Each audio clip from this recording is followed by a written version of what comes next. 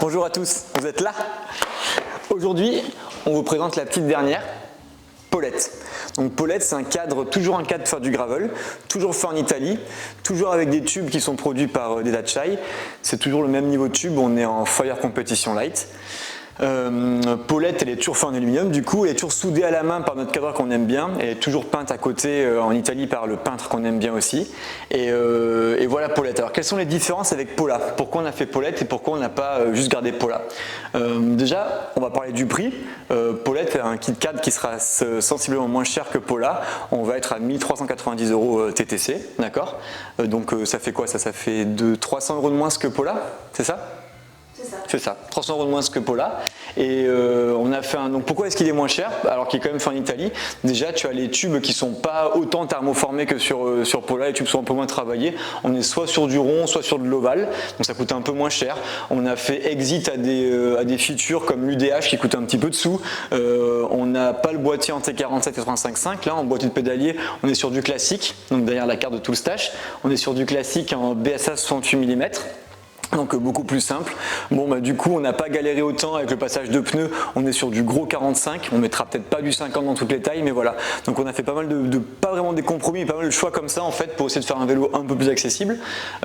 Pareil pour la fourche, on a une fourche qui va être un peu plus robuste, un peu plus solide, qui coûte un peu moins cher, qui est un poil plus lourde, mais par contre qui va apporter d'autres features. Une qui est intéressante, c'est qu'il y a un routing en interne pour mettre du coup la dynamo. Donc ça peut être sympa pour ceux qui aiment bien ça ou qui veulent faire des aventures au long cours. De plus, Paulette, on n'est pas en tout intégré. On voit qu'en bas on est à 1.5 et en haut on est à 1.8. Du coup on est du semi-intégré. Tu vois qu'il y a un trou ici, qu'il y a un trou là, donc et qu'il y a un trou ici sur le côté de la fourche. Donc voilà, ça aussi ça permet de faire un cadre un peu moins cher et du coup par extension des montages un peu moins chers. Toujours pour se différencier de Paula, on a voulu faire un gravel alors un peu plus accessible en termes de prix, mais aussi un peu plus accessible en termes de géométrie. Elle va être un peu moins demandeuse, elle va être un peu plus confortable, un peu plus rassurante, surtout peut-être pour les débutants ou pour ceux qui n'ont pas envie de gagner des crics le dimanche et qui veulent juste rouler, être à l'aise et peut-être être un peu plus engagés en descente. Peut-être que Paulette peut être le bon choix. Alors là du coup, ceux que le taux overlap gêné vont pas être embêtés parce qu'il n'y a plus de taux overlap, même si je pense que c'est pas un problème, mais là du coup il n'y en a pas, donc ça peut être pas mal. Donc voilà, niveau géo, on aura un poste de pilotage qui sera très schématiquement un peu plus relevé et un peu plus loin de la selle. Donc voilà, on a un tube ici qui est un peu plus long et qui sera un peu plus, voilà, le pilotage sera un peu plus relevé. Pour l'arrière, c'est sensiblement le même. Pour les angles, ils sont assez proches, donc c'est vraiment plus une question de stabilité et de position du pilote qui va être impacté, quoi. Donc voilà Paulette. Après, qu'est-ce qu'on peut raconter? Bon, bah, c'est pas une marmotte, c'est une chouette, ça voilà. Toujours faite en Italie, ça je l'ai dit. Et la couleur, on dirait que c'est Paula. D'ailleurs, vous avez Paula, c'est pas vraiment le même blanc. Là, on est sur un Olympic White pour Paula. Et pour Paulette, on est sur un Vintage White. Toujours de chez Fender, bien sûr, parce qu'on aime bien la musique.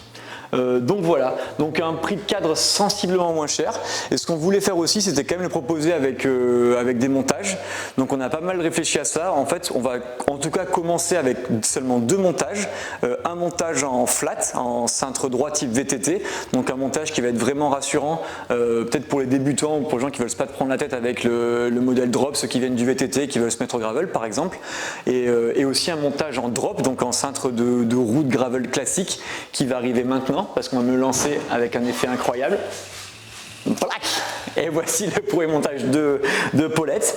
Donc ça va être le montage qui va être du coup en drop, mais qui va avoir beaucoup de similarité avec le montage en cintre plat, que je ne monte pas parce qu'Antoine ne l'a pas encore fait. Voilà, mais du coup il va beaucoup ressembler. Au cœur du montage, on va avoir le groupe. Donc là pour l'instant on est chez SRAM Apex 12 vitesses, donc un groupe qui a une petite année, peut-être un petit peu moins. Un groupe mécanique avec des freins hydrauliques, 12 vitesses. Donc là on va le proposer avec la cassette en 11,50. Toujours pareil, pourquoi pas 10 et pourquoi 11? C'est que là on arrive en fait juste en gardant le 11 et un type de corde de roue libre un peu plus classique qu'on avait pendant plein d'années, on arrive à avoir des cassettes beaucoup moins chères. Même les cordes de roue libre sont un poil moins chères, et ça, on arrive vraiment à faire descendre le coût du vélo et donc le prix de vente, quoi. Donc c'est vraiment l'exercice du truc, c'est de faire un super bon vélo, toujours fait en Italie, toujours monté avec amour, qui peut faire la roue du sel, qui peut tout faire, mais sans forcément faire péter le compte en banque. Pour complimenter du coup ce groupe, on a mis des roues, toujours des roues de chez Mickey. Alors vous dites Mickey, vous dites Mich, on s'en fout, mais en tout cas les roues sont faites entièrement en Italie. Ce sont les Contact GR, des roues, alors c'est pas les plus légères, elles sont juste au-dessus de 2 kg. Par contre elles font 24 de large, elles acceptent bien les pneus en 40-45, aucun souci. Elles sont ultra robustes et si vous les pétez, on vous en renvoie une paire avec plaisir parce que ça serait du génie quoi. Voilà pour les roues. Si on parle des roues, on parle des pneus. Les pneus, on est chez Hutchinson toujours. Là, on les montrera de base avec les nouveaux Touareg Green, donc des Touareg qui sont un peu plus soucieux de l'environnement, on va dire. Pour l'instant, ils ne sont proposés que en noir et que en 40 mm. On verra ce qui se passe dans les mois prochains. Voilà pour les roues et le groupe.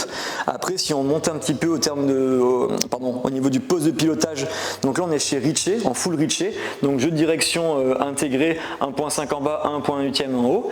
On a pu mettre une potence du coup qui coûte quand même sensiblement moins cher, les potences classiques qui sont pas intégrées, du coup le prix du vélo il descend aussi, blablabla, on va le répéter beaucoup mais c'est important. Une petite potence Ritchey en RL1 et des cintres niveau RL1, donc là on a le Venture Max qui je pense est un bon compromis entre le cintre un peu typé trop route et le cintre méga évasé où tu racles toutes les voitures dans la rue. Après, on va pas se battre là-dessus. Si vraiment le Venture Max vous n'aimez pas et vous préférez notre modèle, on fera ce que vous voudrez. Mais voilà un petit peu l'idée du truc. Donc vous voyez l'intégration des câbles. Bon, c'est classique, mais ça reste très très propre. Donc là, il n'y en a que 3. Il y a un dérailleur seulement à l'arrière et les 2 freins. On n'a pas le câble pour la dynamo, chose comme ça. Mais voilà pour l'avant. Et pour l'assise, on reste chez Ritchey pour le tige de selle en RL1 et la selle de chez Sellitalia, c'est la modèle Y qui est faite entièrement en Italie, entièrement recyclable. Et voilà, et pour finir pour le point de contact, on a aussi le ruban de cintre qui vient ensuite chez Sellitalia. Donc écoutez, on a essayé de faire un vélo vraiment cohérent en étant le plus soucieux possible de faire les choses localement et raisonnablement.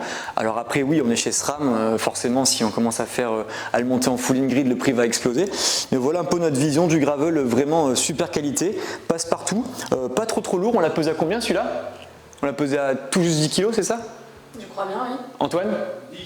10 kg 2 sans les pédales. Ouais, sans les pédales, je pense. Bon, on s'en fout.